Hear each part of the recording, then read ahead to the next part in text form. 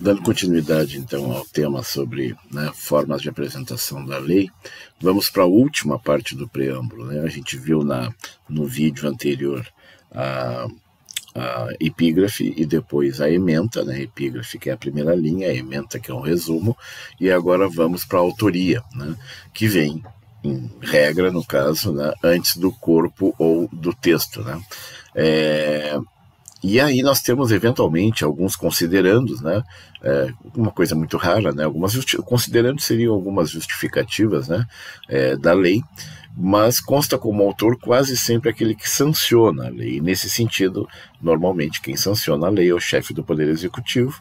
No caso, então, nas leis federais, o presidente, nas leis estaduais, o governador, e nas leis municipais, o prefeito, tá? Então, aqui para visualização, a mesma imagem, né, que nós estávamos trabalhando antes. Aqui em cima, no caso, a epígrafe, certo? Aqui a ementa, que seria o resumo, e aqui a autoria. Nesse caso aqui, então, o vice-presidente da República, no cargo de presidente, né, no exercício do cargo de presidente da República, faz saber que o Congresso Nacional decreta e eu sanciono a seguinte lei. Logo depois vem o corpo ou o texto dessa lei. O que eu quero destacar aqui na autoria? É que, apesar da autoria ser do presidente, ou seja, do chefe do executivo, né, ou o governador ou o prefeito, né, ele, na verdade, é a autoria de quem sanciona, né?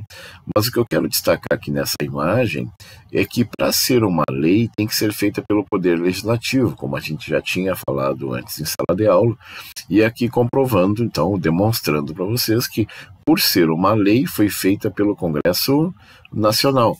O Código Civil, da mesma forma, por ser uma lei, foi feita pelo Congresso Nacional.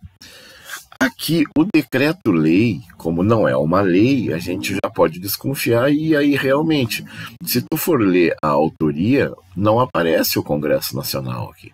É o Código Penal, então, né, teoricamente, né, no caso, só aparece como autoria o presidente da República. Lembrando que os decretos-leis são de um período ditatorial, né? É o irmão mais velho e já falecido da medida provisória, né? Mas ele é característico dos períodos de ditadura, né? Então, são resquícios ainda de ditadura que ficaram, né, legados, né, de um período que não é muito positivo, né? E a medida provisória, que é a irmã mais nova, também aparece aqui, e se vocês olharem a autoria, da mesma forma, não aparece o Poder Legislativo, certo? Então, a gente chama de lei em sentido amplo, né, como estava lá no primeiro slide do vídeo anterior, né, mas, na verdade, eles não são lei, porque para ser lei tem que ser feito pelo Congresso Nacional, como aparece aqui, ou, né, pelo Poder Legislativo Estadual, que é a Assembleia Legislativa, ou pelo Poder Legislativo Municipal, que é a Câmara de Vereadores, tá certo? Aqui um caso raro, no caso, né, que é de uma lei que foi aprovada pelo Congresso Nacional, né? Então, aqui, ó, olha aqui, ó, que o Congresso Nacional aprovou, mas antes de ser lei, ela foi uma medida provisória. Então, aqui, ó, a medida provisória, ela tem que ser aprovada pelo Poder Legislativo. Quando o Poder Legislativo aprova, ela muda de nome, ela deixa de ser uma medida provisória e passa a ser uma lei. E isso fica claro aqui nessa autoria, que é bem extensa, né?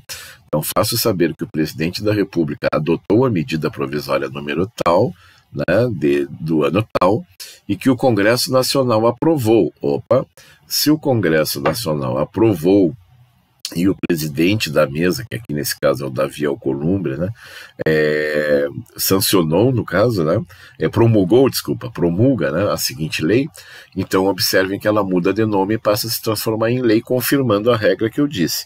Para ser lei, tem que ser feita pelo Poder Legislativo, certo? Aqui é a mesma coisa, ó, um decreto e não tem o Poder Legislativo. E aqui uma curiosidade, né? A Lei 10.406 de junho de 95.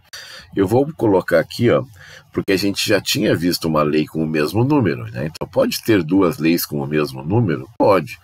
Só que aqui elas são de datas diferentes, 6 de junho e 10 de janeiro. Mas mesmo assim fica estranho, tu vai dizer assim, tá, mas e aí?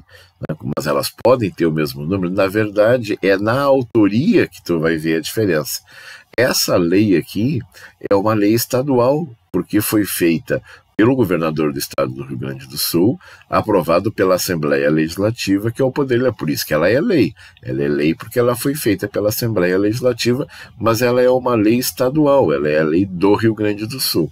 Essa aqui, que é o Código Civil, é uma lei federal, né? A lei federal que foi a autoria do presidente da República e aprovada, né, pelo Congresso Nacional. Então tá aqui, ó.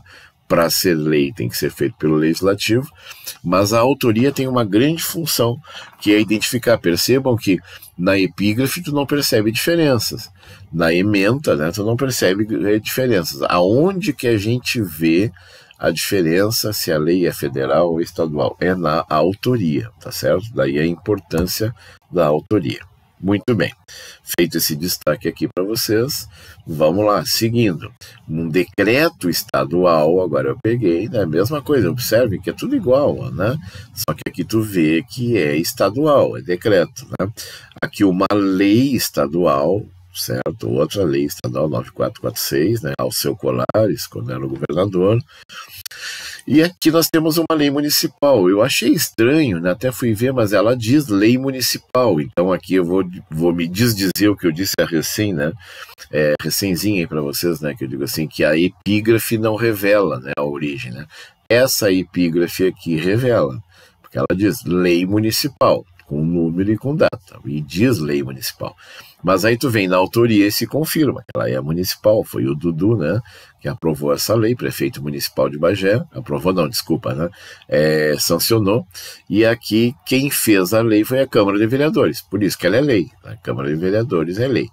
Então aqui eu botei um resuminho, para quem não tem familiaridade com isso, né, o Poder Legislativo Federal é chamado de Congresso Nacional, como a gente já viu aqui, né, nos exemplos anteriores, aqui embaixo, aqui, ó, Congresso Nacional, certo?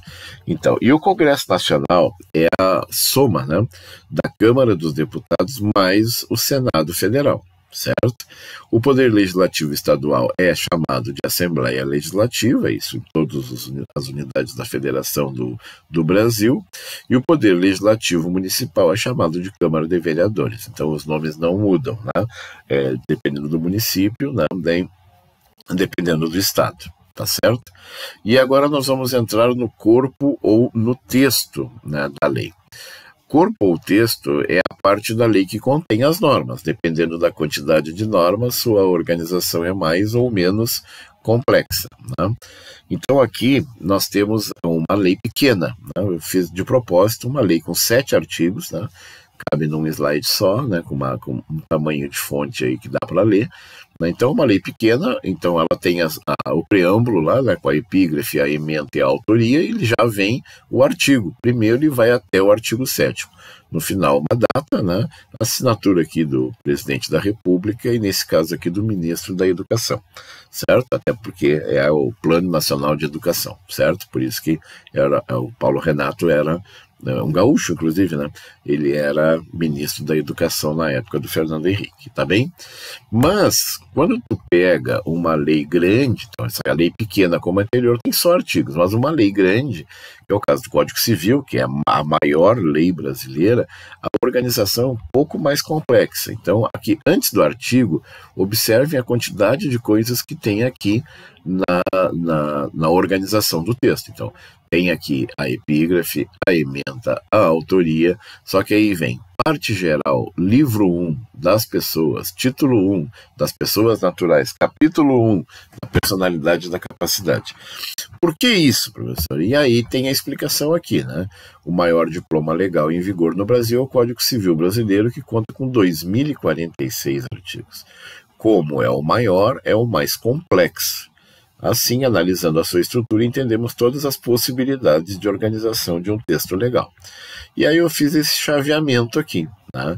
Então, as partes se dividem em livros, que se dividem em títulos, que se dividem em subtítulos, e aqui, ó, os títulos ou subtítulos se dividem em capítulos, que por sua vez se dividem em seções, que podem se dividir em subseções, que se dividem em artigos. O artigo é a única parte sempre presente no corpo ou texto. É ele que contém a norma e o seu agrupamento forma as partes anteriores. Então, só para nós voltar aqui, né? Então, no mínimo, no corpo ao texto tem que ter artigo. Eu já conheci uma lei que tinha artigo único, né? Um artigo só, certo? Mas tem que ter artigo no corpo ao texto. Mas se são muitos artigos, tu tem que organizar os temas, né? E aí cria-se a necessidade dessas subdivisões aqui, né, que esse tema aqui, né, que essa grade aqui, né, explica para vocês, né? Vamos fazer uma outra pausa agora, né, para nós fazer um videozinho final para não ficar muito comprido.